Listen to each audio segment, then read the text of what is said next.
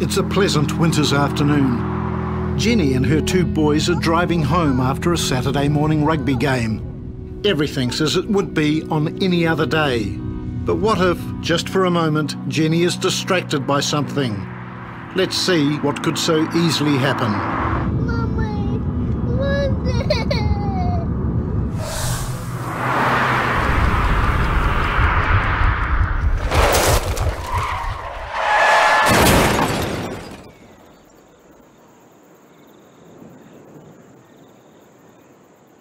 2-year-old Toby in the back seat is badly shaken, but he is unhurt. His 13-year-old brother Jack is not so lucky.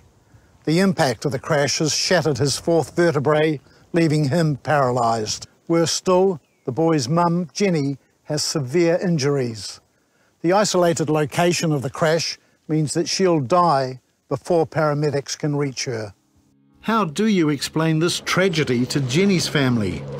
Who's responsible for the misery unleashed by this brief, violent episode? Was it really her fault? Given what's happened, pointing the finger seems both a waste of time and grotesque. Surely there's a better way to understand this and, more importantly, to stop it happening again. A safe system would have saved Jenny's life and freed Jack from his life in a wheelchair. When every element of a safe system is strong and working well, the chances of death or serious injury decrease greatly. If we work backwards now, we can see how this particular tragedy might have been averted. If the speed limit on the road was an enforced 80 kilometres an hour instead of 100, or if Jenny had been driving slower, her car would have hit the pole 20 kilometres an hour slower, or she might not have hit it at all. That would have given her and her boys some survival room. If there had been a rumble strip along the edge line of that road, then that would have alerted Jenny to the fact that she was drifting out of her traffic lane, at which point she could have had the opportunity to correct her path. If there had been a wider shoulder, somewhere in the order of 1 metre, then Jenny would have had time to correct her path before she drifted into the gravel and lost control. We could ask ourselves, what if Jenny's car had a 4 or 5 star safety rating? So unlike the car behind me that doesn't even have airbags, a car with a higher safety rating will have airbags, crumple zone. It would have likely had curtain airbags that prevent the occupants' heads from coming into contact with the A-pillars or the windows inside the car. We'll have electronic stability control that may have prevented the crash from occurring in the first place. If you couple that with a lower speed before the collision occurs, it means the crash is just that much more survivable for everyone.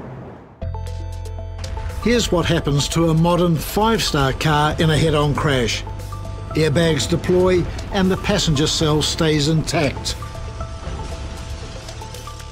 Compare that to a 3-star car.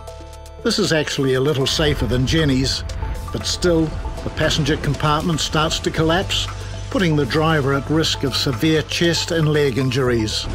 The windscreen pops out and the dashboard is forced back into the passenger space. To see how far things have come, look what happens to a supposedly rock-solid 1959 Chevrolet.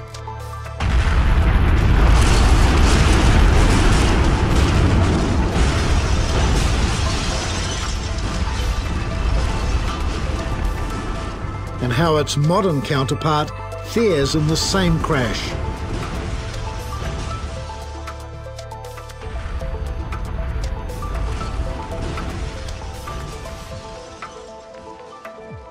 If the car had been fitted with electronic stability control, it would probably have detected the skid and automatically applied the brakes to individual wheels and brought itself back into line.